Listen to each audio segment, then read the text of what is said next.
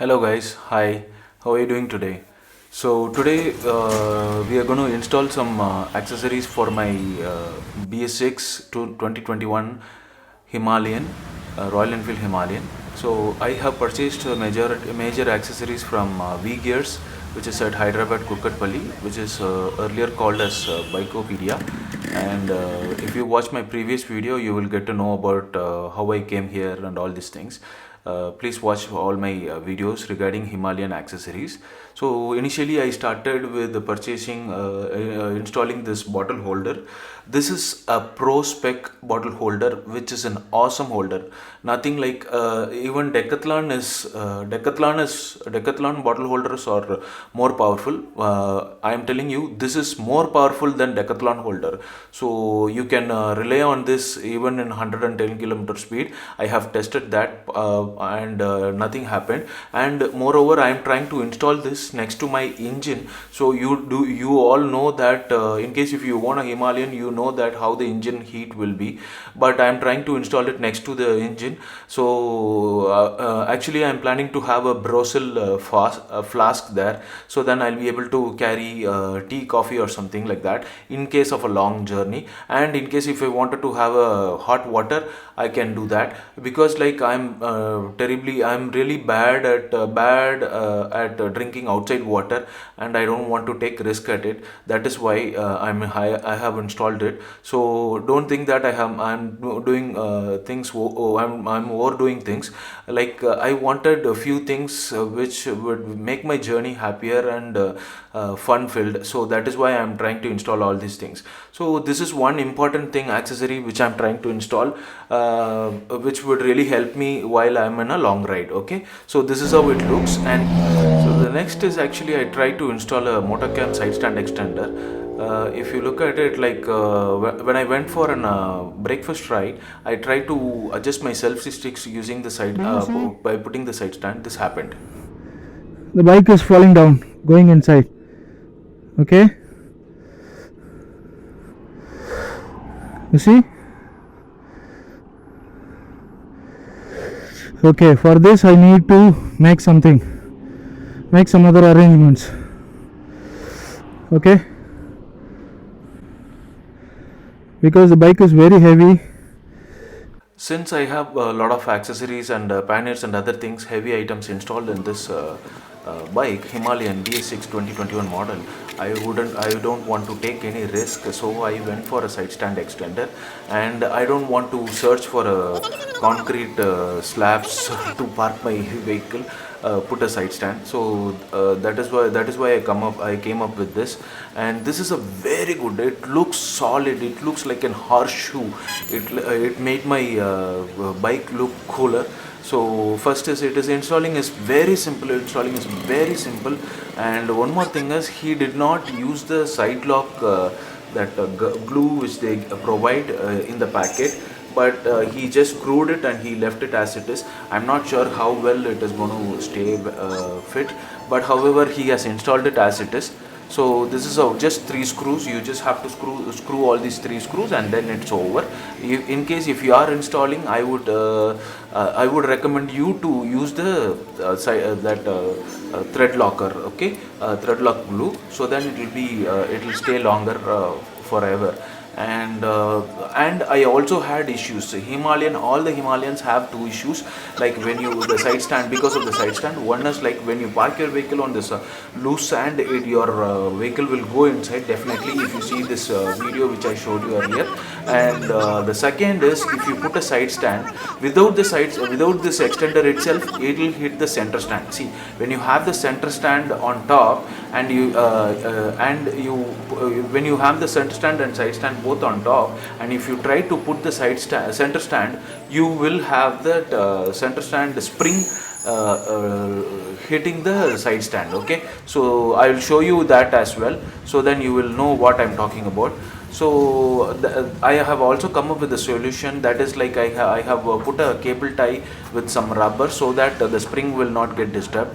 So this is how it looks. See, it looks awesome. At the bottom it is full of aluminum, and on top you have a black beading or something. The finishing is great, it looks awesome, but whenever I'm putting in a concrete slab, it looks like I have not put the side stand properly. So I will just adjust this. Whenever I put a side stand, I will make sure that it is on the side properly. So this is the problem which I'm talking about. It will hit the side stand. The spring will hit the side stand. Okay, so then I have come up with the solution, that is like I have put up 4 cable ties and installed the rubber which came with the Pro Spec, and now I feel that the spring is not going to get damaged. Okay, so this is how it looks. Okay, it looks very cool, the side stand looks very cool.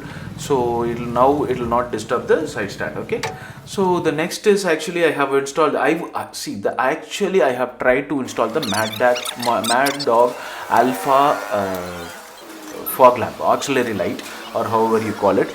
But what happened is, after installing the clamp, after unwrapping the clamp, only then I realized that the clamp, Mad Dog Alpha, will not set or fit into this Himalayan because of this long haul jerry can which I have installed. Even then, even if you don't have a long haul jerry can installed, even then you will have a problem, because what happens is the headlight, the fog lamp, auxiliary fog lamp, will hit the tank guard, which in which I have mounted the jerry can. So only then I realized, after installing, only then I realized that it is not possible.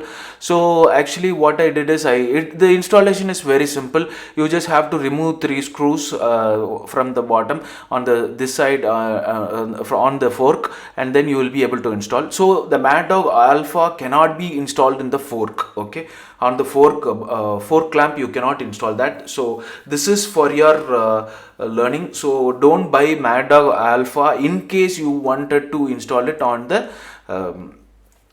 fork clamp. But we have to find out a jugaad idea where we can install this, so then it will not disturb the side disturb the tank guard or jerry can. Other than that, it should look good. So actually right now I have an idea to install it on my cross guard, the stock cross guard. That is what I'm trying to do. I don't know how to fix that, but I don't want to spoil the bike look. So I just right now I have not installed the Mad Dog fog lamp. I just returned it back, and it costed me around 14,000 overall.